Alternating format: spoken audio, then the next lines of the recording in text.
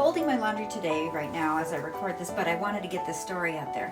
One of the most important things my dad told me that stuck with me was to never let anyone feel sorry for me, no matter what happened. So he told me this after both of my biological parents just died.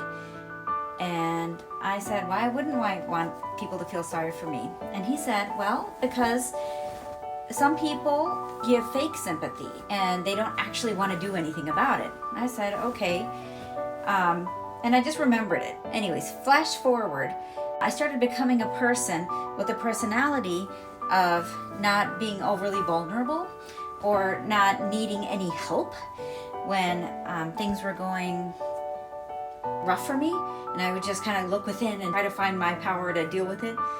So this was part of my workaholism.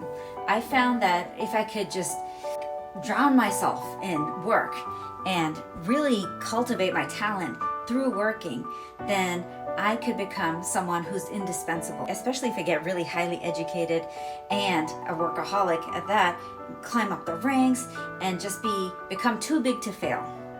But you know what? No one's too big to fail. So I found this out the hard way.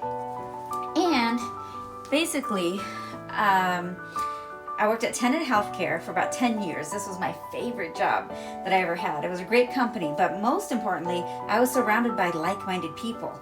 So all my coworkers, we worked in the department of clinical informatics, and it was a bunch of other nurses.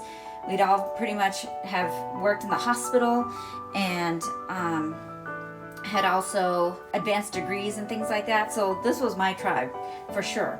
And I felt very at home in this group. And we all had the same work ethic too. So we're all very hard workers.